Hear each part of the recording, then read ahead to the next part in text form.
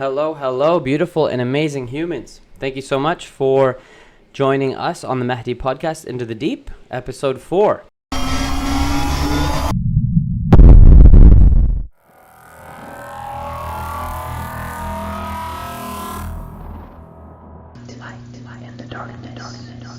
Today we're going to talk about the energy exchange, the tit for tat, and what that means. It is March 18th, 2022. We are, I think, a month or so into a very chaotic situation. In the East, Ukraine and Russia and the entire world has been drawn into this economically, geopolitically, energetically, everything else. And we've endured 3 years now, ongoing pandemic, chaos all over. Let's not discount the chaos all over the world, in the Middle East region and everywhere else, right? At the end of the day, what is this? This is disconnect. It is the opposite of unity, right? So that's the world that we're in for our first known, perhaps, time of human existence. Some could say this is possibly the most confusing and chaotic state of the world that we're all experiencing together. And so thus far, we've talked about free will. We've talked about life, purpose. Now remember, all these are questions for you to reflect on and to think about in your own ways. We're going to talk about those things and stimulate the mind so that we can dig deeper and go into all of these questions that we continuously have as humans. So a lot of this is out of our control, right? So do we get sucked into that world, or do we choose to control what we can, which is our own energy, our own lives, our own spirits, our own souls, our own internal choices, keyword internal, because we cannot control the external. Today, we're going to talk about this whole energetic exchange, what that means. Throughout history, we've had lots of amazing, incredible humans. In my opinion, all humans are incredible, walk the earth and leave us with very amazing quotes or phrases to help guide us to certain decisions through their own experiences and everything else. Also, throughout history, there's been definitely much different spiritual cultures, religion, all those things that continue to have been created to help humanity have faith or a foundation or a guide or a manual or something. Some sort of understanding of purpose or direction. Perhaps if you look at anything that really exists, let's use electronics or automotive or anything like that, you can draw from a manual. The creators of the blueprint, the architects, etc., engineers put all their minds together and they create a manual of how everything functions because of course they were created it, right? So humanity has, through guides, prophets, scripture, we've had guides along the way to give us these things. Now, we're going to talk about that. Okay, what better way to start and open up this conversation than to use what humanity has created as religion to guide. Now, many other cultures have had similar things, the indigenous, such like that, one with nature, the continuation of life, the cycle of life, and we're going to dig deep into that. So what is the energetic exchange? And as we sit back in the day and age that we are sitting, you can see the manifest physical world, the perception of it, certain groups of humans, elitists, humans controlling the so-called, in their minds, physical reality. The rich are getting richer, the humans with a certain amount of power, quote-unquote power, getting more power. Why? Why is this happening? Why is there chaos? Why is there war? Why is there suffering? How is this fair? How is this just? So let's talk about that, the energetic exchange, okay? Is everything really what meets the eye? Is the truth what we see? Is the truth the physical world? Is the goal of life the end-all, be-all to try to control the manifest world, as in human history has always happened over and over, and history repeats itself? East controlling West, West controlling East, or certain humans trying to control certain things geographically, regions, power, politics, religion, trying to conquer the world, Genghis Khan, Napoleon, the list goes on and on and on. And somehow, some way, the human capacity, human nature has been pre-built, pre-programmed, predetermined for whatever reason to have this hunger for so-called manifest power, manifest control, all these things. When in reality, everyone's seen the movie Aladdin. The best gift of all is freedom. Perhaps the hunger for power is a curse. just like as you see Vader behind me here. The power for hunger is potentially a curse. Darkness, the light versus the dark. It's a never-ending Pinky and the Brain. What are we going to do today, Brain? Narf? Well, Pinky, we're going to take over the world. He. And every day they try to take over the world, in the Looney Tunes series there. And it's just the ironic curse of something getting in the way, whether it's a cat or an obstacle or whatever. And they're at it again the next day. And so is this our purpose? To try to control the manifest physical and everything around us, to gain power and money and resources until what you meet your death, and then it's all for nothing. Is there something after death? What's going on? Why do we have this infinite hunger for power, greed, this ego, this whole historical, generational power baton pass, keep it in the family, friends, etc., to try to control things historically? Well, what's the point of that? I guess is there like pharaohic kind of belief that you're going to just come back to this world and you're here forever? Like, why else is this happening? Why else are, humans suffering at the hands of this and that?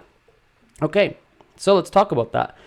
Guess what? Faith tells us religions, the three major religions and many other religions, Hinduism, the indigenous spirits, many other cultures from thousands of years, ancient Chinese, ancient Japanese, Asian, Christianity, Buddhism, Judaism, Islam, all talk about the infinite, the afterlife, the transfer of energy, the transformation of energy, the cycle of life, all those things. So we can agree that factually, that the majority of the world believes in some sort of energetic transformation, okay?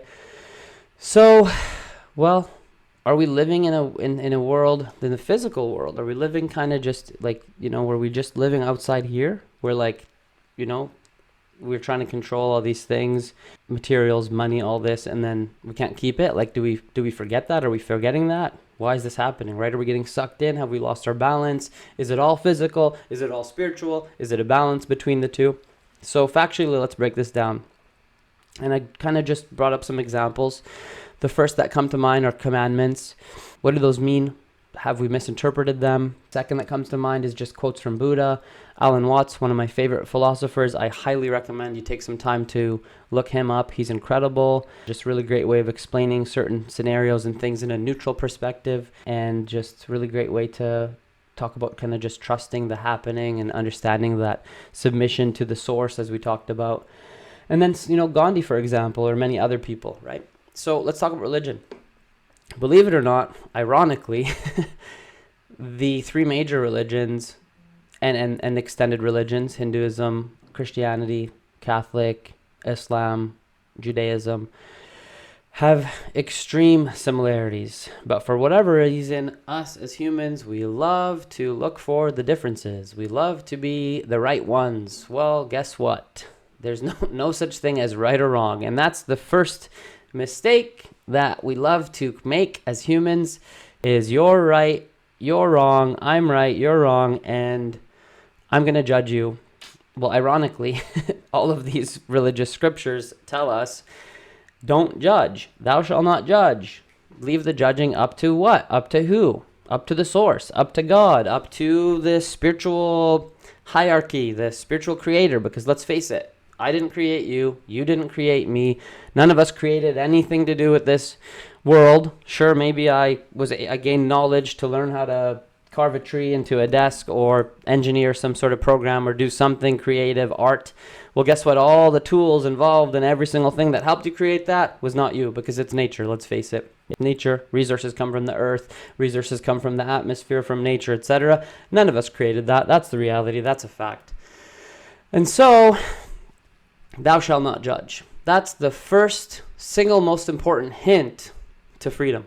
That's the first single most important hint to freedom. So guess what? What is the energetic exchange between that? Okay, so if you are an artist and you created a piece of art and you looked at it and you perfected it and you spent your whole life, let's say Mozart, all right, composing something, or Da Vinci creating an art. And that was old. It was for you. You saw it the way that you perceived it, the way that you wanted it to be created, all those things. And you saw something that no one else saw. Guess what? well, that's between you and your creation, your piece of art. Perhaps that gives you a certain feeling, a certain exchange, a certain something that you manifested, something very beautiful, and then, others come along and there's judgment and criticism and etc. Okay? Which could be positive, negative, whatever. It's all about perception. Now, the first mistake that we love to do, all of us are all guilty equally, is judging ourselves. Ding, ding, ding. First and foremost, before anything else. Secondly, judging a situation, judging others, judging an experience, judging the world, judging. Well, where does that get you? Let's talk about that. So 1 + 1 = 2, right? It's facts, factual. Let's talk about everything energetically. Judgment. Thou shalt not judge. Do not judge what I created, because what I created, I know best. What does that mean? It means that whatever created us, God, the source, whatever, explaining to creation that only I know what I created best. So do not judge. Now, does it mean like something bad will happen or something, don't do that. Oh my goodness, you're going to, whatever. Like, why speculate past that? Let's break that down. What is the energetic exchange? Let's go back to Aladdin, Jafar and the lamp, chasing the lamp, chasing the power, chasing gold, chasing the Sultan's palace, chasing all that, right? And then Aladdin just blindly, innocently, just being Aladdin, right? Falling in love. What's more important than love? What's more important than freedom? Think about that stuff. Now, ironically, you have Jafar continuously chasing these things, creating a lot of manipulation and ego and all these things that he thinks is what's going to make him fulfilled and powerful and whatever. For what? Right? So think about that. That's the energetic exchange, the energetic irony in that situation. Now, in the end, as things progress, the genie's kind of almost putting himself into this situation where he ends up into this lamp for eternity. Who knows? Because he now became a genie, where ironically the genie was the one that wasn't free, and Jafar's wanting to become this most powerful being, this most powerful ruler, and ironically sticks himself in this lamp. And at the end of the movie, Aladdin chooses to use his last wish on the genie for freedom, and Aladdin and Jasmine fall in love. Is there a better story to give us the perfect metaphor for what the real values are in the world? Is there a better story? It's incredible. It's amazing. Literally explains the energetic exchange right there. And sure, there's Walt Disney and producers and writers and all this stuff, but who created those people to create this manifest kind of movie, or this Disney, or this Aladdin, or all these cool, really cool meanings and stuff like that? So how cool is that? Think about where the source is actually coming from, as we talked about. The light bulb is actually connected to the power source. So where's everything coming from? Sure, we can create, but what created us? So what's creating through us? That's where we have to start switching this understanding of why. Okay, now we can start connecting the dots. So, energetic exchange. Well, think about that. All these things are happening. All these people, all these elitists, all these politicians, power, control, suffering, all these things. Now, in reality, who's gaining? Jafar, who's getting all these resources and all this power, who shoves himself into a lamp. Well, think about it. Be the bird, zoom out, and what do you see? What do you see with people that have all this unlimited money and unlimited quote-unquote power and unlimited resources and unlimited peons in their minds that they think of other, human beings that answer to them, or the ability to control resources or things, right? Hurting who? Other human beings in the way? Well, in reality, who's free? Who's free? We talked about it, right? In our last episode, who's free? Was it even me working in the West, like just working and having like little time? And most of us in the West were working 40 hours a week just to provide, and we're paying this bill and that debt and interest, etc., where we have less time with our families? Or is it, in our minds, oh, it's a refugee camp and they're little kids playing soccer with no shoes, but they're smiling ear to ear. There's no material binding them down. They're with their families. Sure, it can look like it's sad, and it looked like materialistic, like they're poor. I can judge that situation. Or in many other parts of the region. And don't get me wrong, there's a lot of people suffering, but like the question is, who's actually free? Is it somebody working 40 hours a week and never spending time with their family and having all these materials and this imbalance? Not to say materials are not good or bad. I'm not labeling. Nothing is good or bad, positive, negative, etc. It's all about the energetic exchange. When you see something, And then you see that person in that situation, less materials, but more time, less materials, more freedom, more family time, all those kind of things, these things that are fulfilling, which create love, which create connection, experience, etc. So there's all this, this power kind of pyramid of the world. And then there's, certain individuals at the top of this pyramid, because it's run as a business. And essentially the ones at the top, sure, there's power, there's money, material, but what about freedom? What about love? Think about those things. So that's up to you to reflect on and to think about. So let's talk about balance. Okay, thou shalt not judge. What happens when you choose to judge a person, a situation, an experience, yourself? What does that look like? Oh gosh, I really sucked at that, or that was stupid, or oh my God, like nothing's good enough, or and the list goes on. Or look at that person. How ugly is that person? That clothes. Oh, they smell. Oh, they look like this. Oh, they're poor. Oh, they're this culture. They're that color. They're evil. They're bad. This, that, the next. What happens to your thoughts right there? That's where we have to stop and take a look. Okay, so why is this statement so important?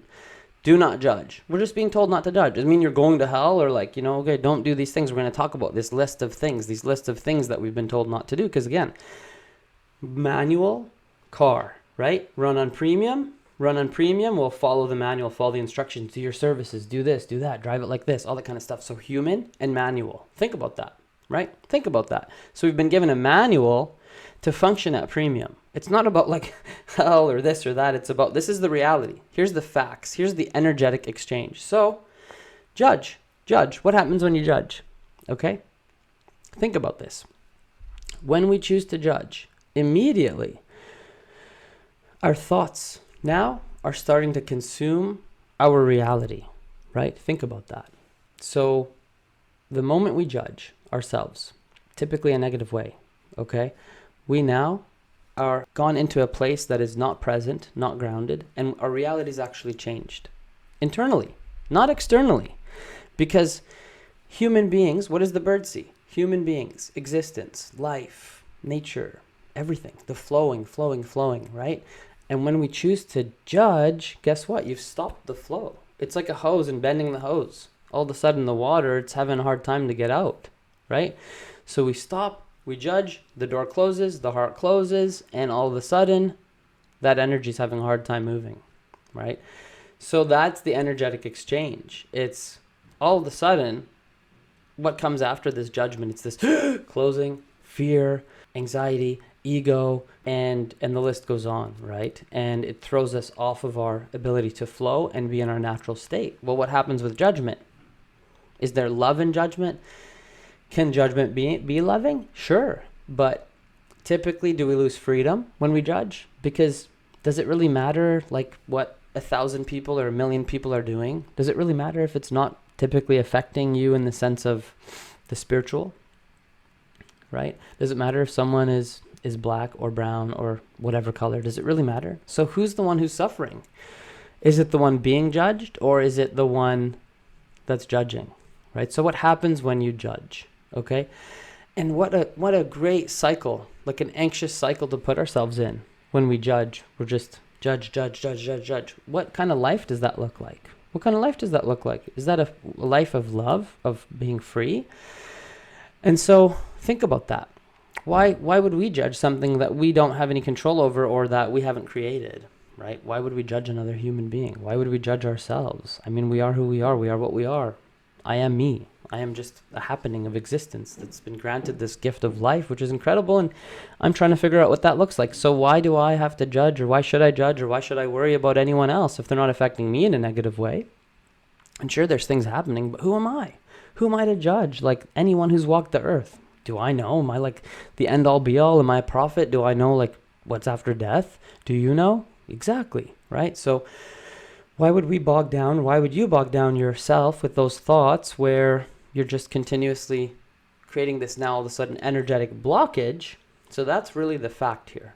When we choose to judge, guess what? An energetic blockage has happened, and essentially that we've stopped the flow. And so now does this not make sense? Do not judge. Do not judge what I have created, what I know best, because it's my creation.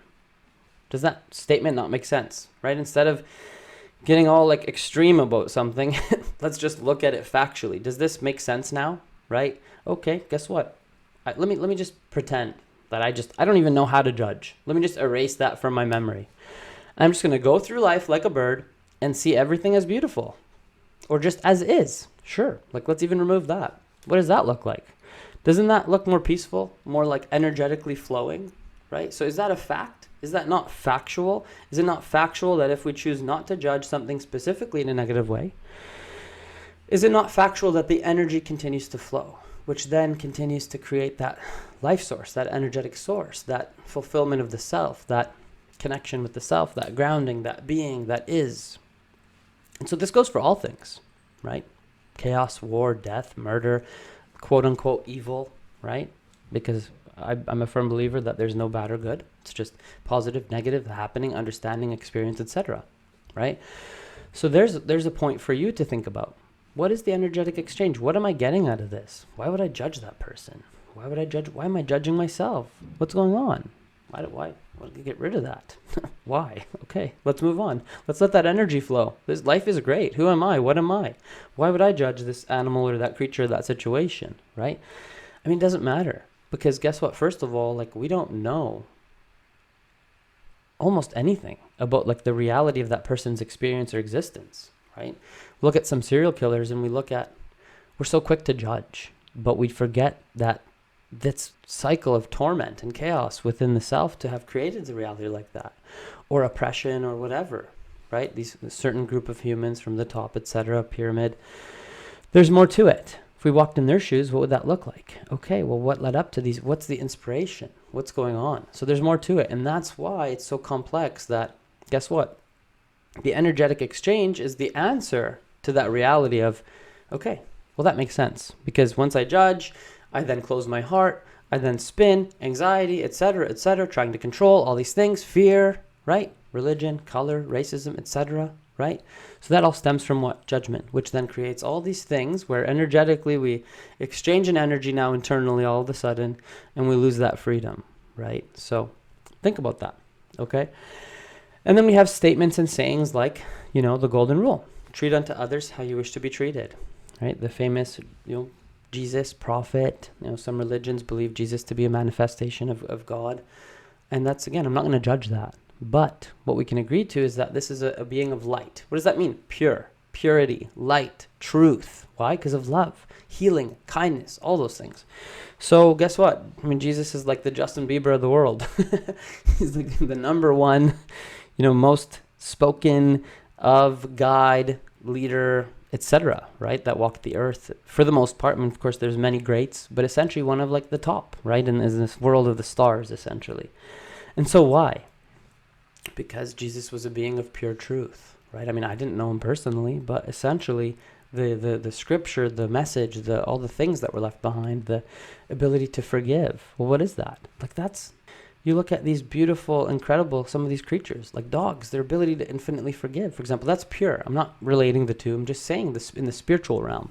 Or the baby, innocent, pure, light, etc. So Jesus essentially is an enlightened being that had the capacity through perhaps guidance, divine wisdom, etc., to show humanity the capacity and the potential of a human, right? And to show us even that message alone, do unto others how you wish done to you. So what does that mean? What's that energetic exchange like? Some people call it karma, right? What does that look like? Well, what do you want? How do you want your life to be? What does that look like to you? What kind of life do you want to live? Do you want a life full of love, full of peace? Do you want to be free? Do you want to be fulfilled? Do you want people to be kind to you? Do you want people to respect you? And so what does that look like? What does that mean? What does that mean? Okay, if I'm angry and I'm not even sure why I'm angry, perhaps many of my own reasons, because all of us were these complex Pandora's boxes where these things just pop up, right, when we're triggered.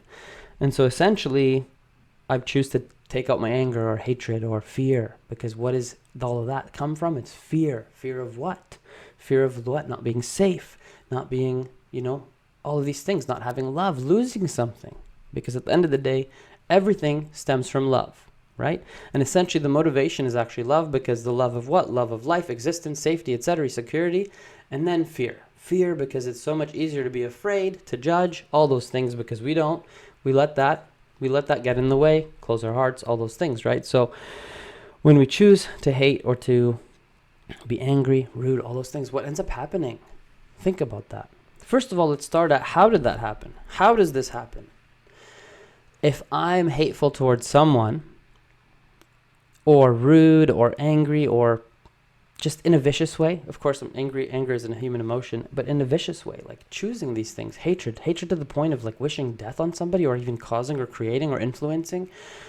So like energetically, how does that happen? Like, does it happen because of the external world? And that's what we're talking about. Guess what?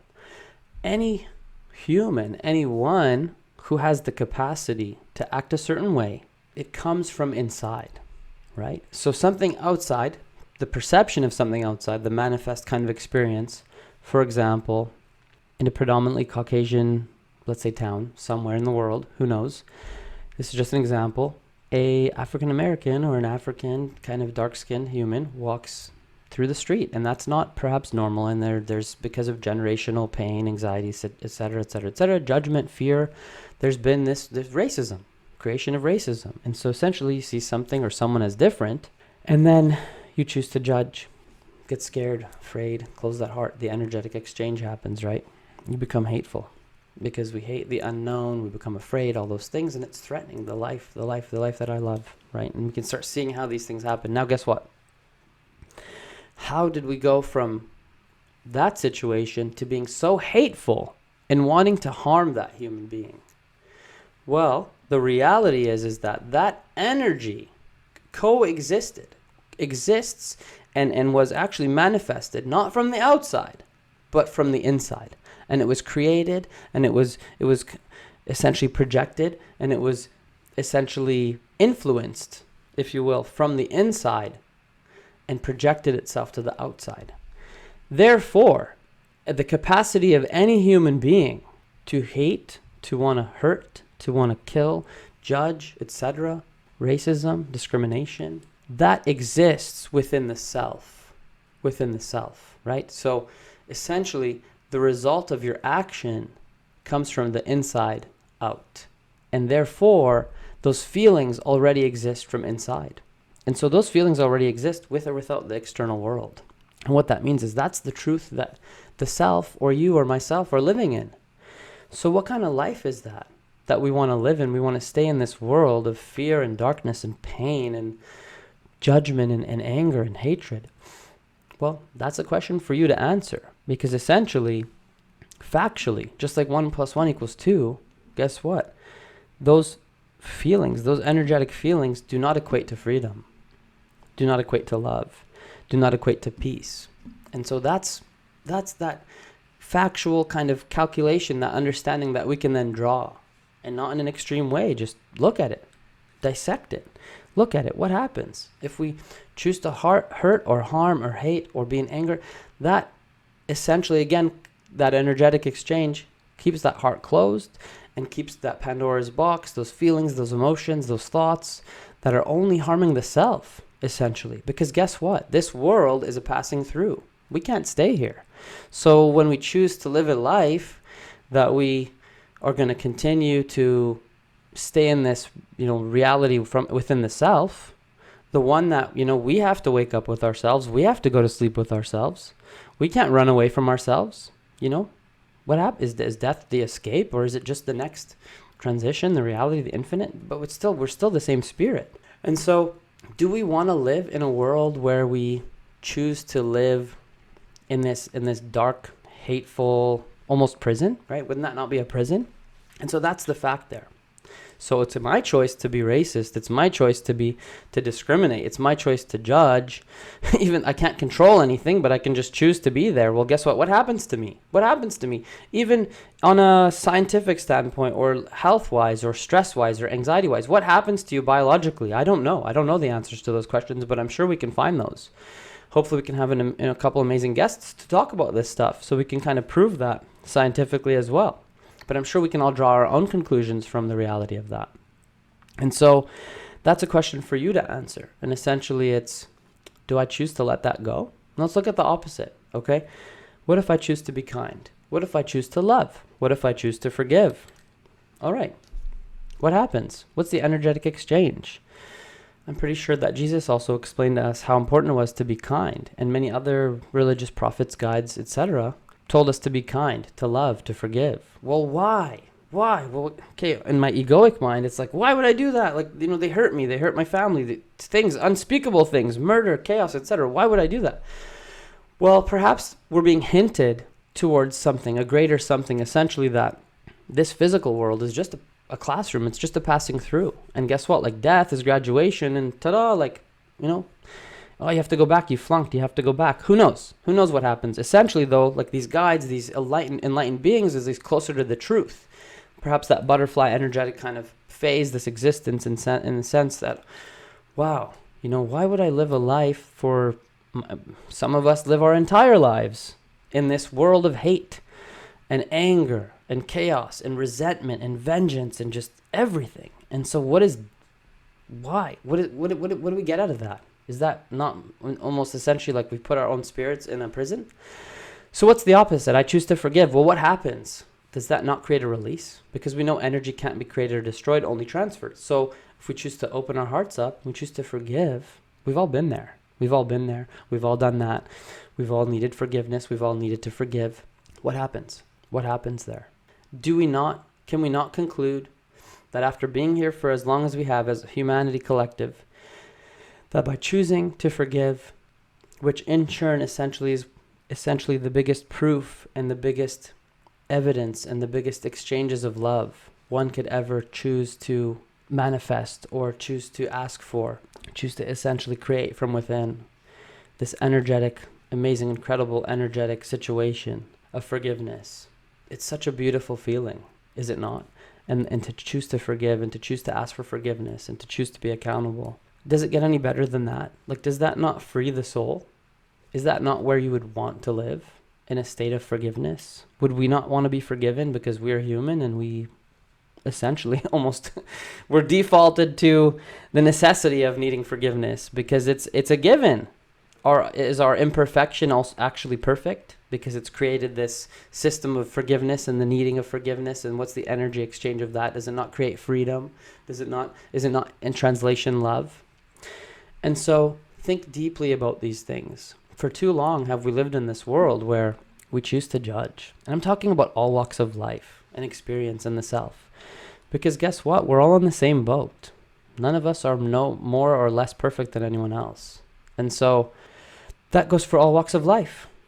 Can we make a choice to energetically start choosing to forgive and to choose to love and just to let go? What would that look like? And of course, a lot of us, myself included, right? My parents. I could have just been stuck on the fact that I was physically and emotionally abused and religiously indoctrinated in so many things, and I could have created that as my story. I could have made that my story, and subconsciously and unconsciously I actually was. And that's why I was trying to escape, whether it was drinking and partying and all these different illusions of my egoic self, to escape this Pandora's box of pain and pain and pain and suffering, and of course chaos and the war, and essentially the cycle. But I can tell you right now, as I've done that work and as I've chosen to continue to let go and open that box and let go and face it and forgive and love and essentially just becoming less afraid, I myself have come to a place of absolute peace. And I'm still on this journey, because as long as we're on this journey of life, of earth, we're still on a journey. We haven't graduated yet. So we're here for a reason. And so I can tell you firsthand and wholeheartedly that through my experiences, through my choices, I am now more free. And it's amazing. It's such an addicting feeling to be at peace and to ask for forgiveness and guidance from the source, and to forgive and guide and lead and choose love over all things, backwards and forwards, essentially as almost like a state of being. It's like breathing the air. It's like, I forgive, I love, and those kind of things, right? It becomes one with your truth, to choose to get to that enlightened level of being free. And so what does that world look like? To be kind to others, to be kind to ourselves, to essentially be truthful to ourselves, to others, to choose love to ourselves, to others. What does that look like? Why are we being told these things? What does that look like? Does that not create a world that is more peaceful, that is less chaotic, that is more uniting, that is more freeing, that is essentially almost a perception of a paradise, but essentially spiritually? Because we know that physically, the world will continue on with or without us. There's nothing we can do about it. But the reality is that our reality is controlled and created from the inside out. And so if I make those choices, I will then see a different external. I will then see a different piece of art. And I will, instead of judging, just see it. Just see the nature, see the birds, and just be one with it, essentially, as the sun and the moon and the air and the water is all one with all things. And why are we choosing to go this way? No. But meanwhile, our lungs are breathing. And we're doing all these things, but then we're choosing these things that oppose that, keeping that heart open, essentially, if you will, a flower that opens up to the sun versus a flower that closes itself. And now a flower that opens itself up to the sun, also other things get in, bees and perhaps things that damage the flower, but essentially that flower continues to open and to receive and to give, and right, so you're with me, right? So all things, pain, energy, essentially all emotions, feelings, just bring them on. Come on, let's go. Keep it open. And then you're going to start seeing that, wow, like this is life, like I'm living, I'm letting go. And so freedom, life, the experience of true life. So what that means is being present in the moment, right now, right here, and just sitting with yourself, right? The happening, as Alan Watts says. And so let's talk about more. Thou shalt not kill. That's a good one, okay? So again, spiritually we're told, hey, you're infinite being. The majority of the world tells us we're infinite being.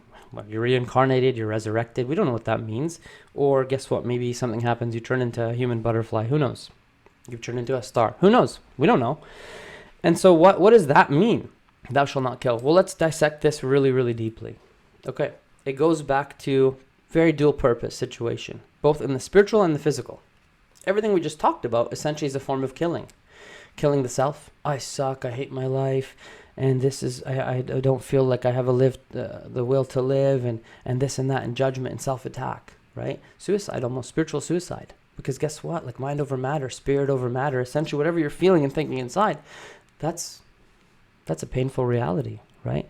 Or, and essentially the killing of others, bullying, racism, oppression, etc., etc., etc., etc. Is that not the killing of the spirit, the oppression of the spirit? What happens to the self? Do our hearts stay open and we're just living in this peaceful, fluttering, incredible, fulfilling life? Or do we turn into stones and essentially turn full of just, hate and cold and frozen and paralysis, where you almost don't even see yourself or another? So are we killing ourselves in exchange? Is that not also the karmic exchange right there? Is that not that whole do unto others as you wish wanted done to you? And so what do you get out of that? Right, now let's look at the physical. Proof's in the pudding. Come on, people. Let's wake up. What are we told? Essentially, by killing someone else, you're killing yourself. It's like PTSD's been around for hundreds, thousands of years. Why? Because it's not natural. And that's proof in the pudding. Do you need more proof than that? Essentially to the point where if you take a life, essentially you've taken your own life. It's not natural. We know that. And so both in the spirit and the physical world, that statement answers itself over and over again. What's the exchange? What's the exchange? Are you exchanging murder for something greater? What are you exchanging it for? Does some part of you die? Do you lose freedom? Think about that, right? What is the truth? What kind of truth do you want to live in? Do you want to, then we start realizing the truth, because we are the truth. We see the innocent baby, that soul we just took within ourselves and the others. And okay, I'm going to convince myself that whatever I did was right. And I'm going to live in fear, and I'm going to live in judgment and anxiety and untruth and untruth and untruth and untruth. And you're getting with me now, right? And you see the cycle of PTSD, etc., etc., etc., etc., etc. Because essentially what we've done was we've chosen to live in untruth. And of course it hurts to see our fellow brother and sister living on the streets, or in Ukraine, Syria, all those areas, Yemen, little children losing their lives. Of course that's painful. And it's unnatural. And we know that. And of course, we'll go deeper, a deeper discussion on why this is happening. Okay, well, if there's a God, why is this happening? Well, I'll give you the hint. Is this life the life that you can keep, or are we passing through? And so I'll leave it at that. That's for you to think about. But think about that. Thou shalt not kill. Think about it. 1 + 1 = 2. Do you want to be free? Do you want to be fulfilled? Do you want to live a life of love? Oh, and I still murder out of necessity. Well, essentially, like, the heart is a sponge, the soul is a sponge. And of course, there's the right place and right time for all things. And we don't know because we don't judge. We're just neutral. We're just the bird. And so the cycle of life. But like, focus on the intention. What is the intention? All right, so think about that, and I'll leave you at that. Okay, thou shalt not steal. Well, think about that. I mean, what's the difference between earning and taking? What's the difference between earning and taking? Think about the energetic exchange. Earning something, there's so much value in it. You're so fulfilled. Now, if I go steal it, take it by force, or take it in a hidden way or whatever, like that, your conscious knows, the spirit knows, or on a bigger scale, resources or countries or whatever. Like, I mean, think about that. That's against the known capacity of a free human. And essentially now you've created this disconnect of unity, and essentially this against the will of a human. And that's why like, we're living in a world where there's so much disconnect. I mean, what a fun place to live in, right? We barely can go to the next city down the road or another country, or there's so much fear and all these things that are just kind of enveloping us as a humanity. Like, do we really want to go down this direction where we're completely disconnected from each other? And we're just like hate, judgment, fear? Well, guess what? That's not going to fly, because that's against nature, right? That's against nature. Nature doesn't steal. Nature gives and gives and gives and gives. No matter what you do, no matter who you are, no matter where you are, nature continues to give. And so there's a lot of hints right there. Okay, let's talk about some other quotes here. Buddha, give, even if you only have a little. So what does that look like? What does that create? So I have very little, but I'm going to give. Well, can I give energy? Can I give love? Can I give kindness? Can I give wisdom? What about material? I have very little, but I'm going to share because my brother, sister, whoever is also starving. And so what does that look like? What does that create? Does that create compassion? Does it create empathy? Does it create love? Does it create humility? Right? What do those feelings look like? Conquer anger with non-anger. Conquer badness with goodness. Conquer meanness with generosity. And essentially, I personally don't like to use the word bad and good. I don't believe in that. I believe in the happening. I believe in nature. I believe in positive and negative. And so what happens when you choose anger? We just talked about that, right? Anger is certainly healthy. But what happens if we process it and choose to shift our intention and our ability to react on that? And we've all been there, done that, right? You get angry at the cat or the dog or your kid or whoever, yourself even, and it's, oh gosh, why did I do that? And so what happens? What happens when we choose to ground, to be present, and okay, I'm angry, I'm going to process, I'm going to feel, and I'm going to react in a different way, in a kind way, in a different way. So think about that. Meanness with generosity, right? So imagine, somebody's vicious and angry and ruthless, and it could be Hitler. Yeah, an extreme example. But like, what about the stance of, oh my goodness, forgive this human, because for they do what they know not. And essentially, that means, like, we haven't walked in their shoes. There's fear, there's ignorance, there's anxiety, there's so many things emotionally that have taken over this ability to not even be present, to the point of just completely blacking out almost as a human and living in this darkness where in the spiritual world you see almost nothing. And so what happens if you choose to just generously forgive and love someone who's trapped and created a prison around themselves and a prison around themselves and a prison around themselves? Well, guess what? You're not going to make that flower bloom by just stepping on it because it's chosen to kind of close its petals, right? Or put it in the darkness. Think about that, right? So if you choose, even the most, it almost has no chance of living, to put that flower in the sun and to give it light and to give it life and to give it love, because that's essentially what human is.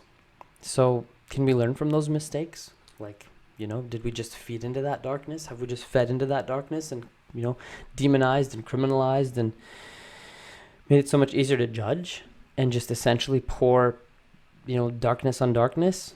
Well, what's the result of that? Versus light, versus love, versus forgiveness, versus guidance, versus compassion, versus empathy, versus all those things, right? And so Alan Watts, man suffers only because he takes seriously what the gods made for fun. There you go. That encompasses so many things. I mean, who are we? When you judge, like, everything becomes so serious, right? Extremism, extreme. I grew up When I grew up, everything. I'm not even kidding. I thought the devil was under my bed. I'd go to mosque and like everything was physical. Like, oh, if you do this, you're going to burn and your flesh will burn and there's the devil here and there and all this stuff. And it was just, oh my goodness. That was hell, because there was like a hell for a child. Could you imagine? And a lot of the world is like this, unfortunately, with religion. And so even my parents, just unfortunately, ignorantly, it's just you have good intentions and there's fear. Well, why? Like, why so extreme? Like, what are we taking this so seriously for? Like, we exist. We're alive. Kids are the best teacher. You just look at them. Don't look at anything seriously. Everything's bam, boom, break, this, that, smash, curiosity. Have we lost that? Have we forgot to just have fun and to be light and just, okay, that's your opinion. That's interesting. Well, this is my opinion. And I'm going to, energetic exchange. What do I get out of this? I'm going to choose kindness, love, forgiveness, etc., etc. Okay, that's an interesting point. Let me think about that. I'm going to go have fun. This world is a playground, is it not?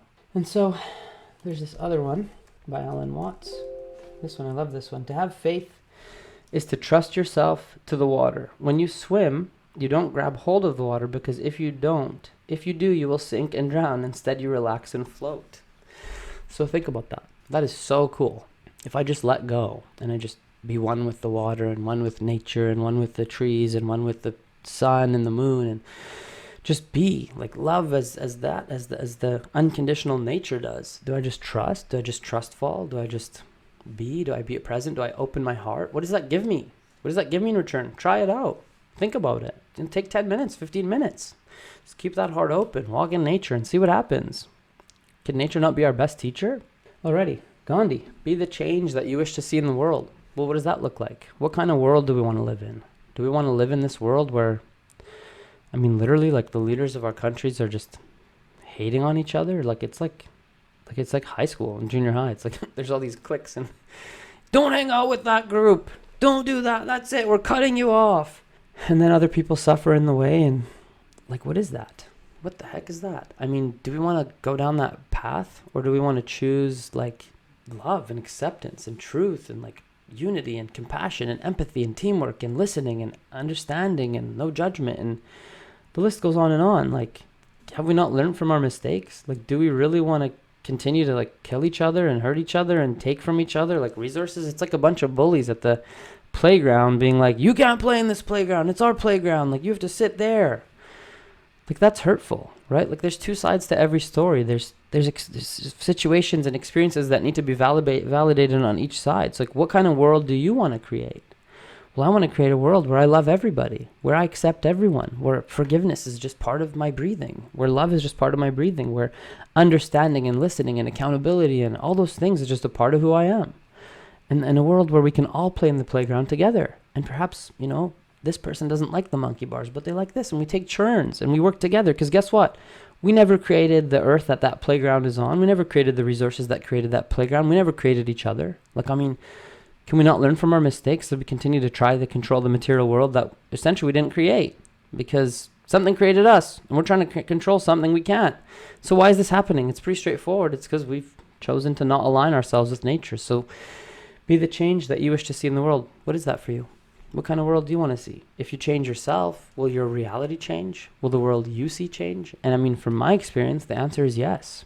6 years of hard work, of letting go, of forgiveness, of tools from my mind, my soul, all those things has gotten me to the point where I'm becoming free.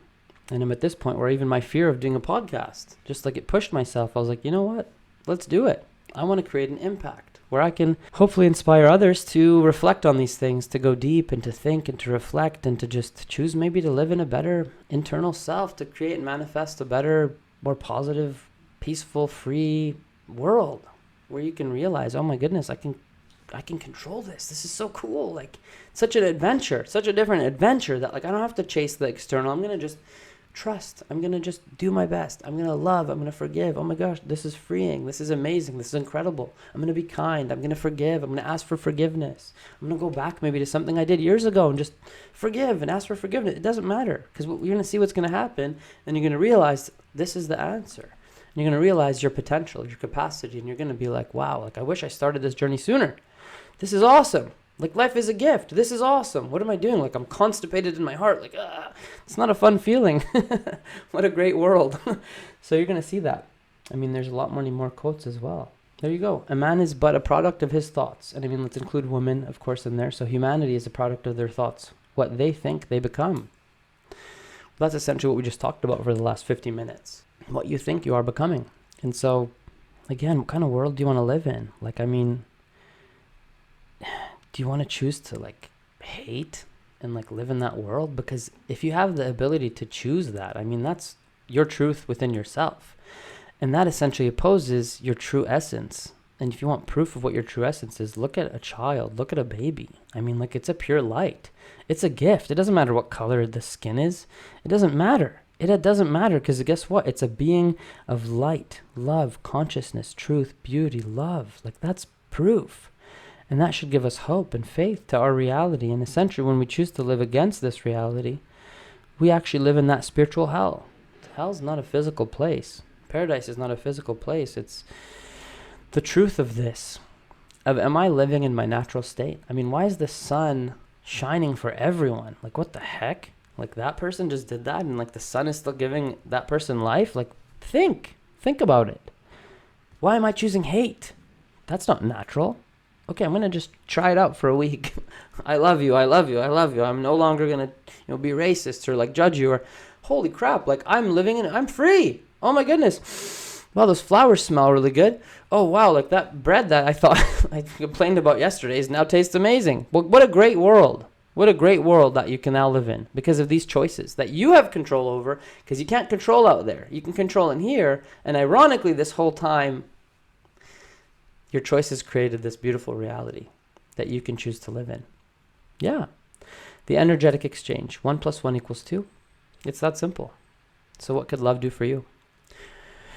Thank you so much for your time. Incredible, amazing, beautiful humans. Stay tuned to our next episode. Really appreciate it. Please spread the word.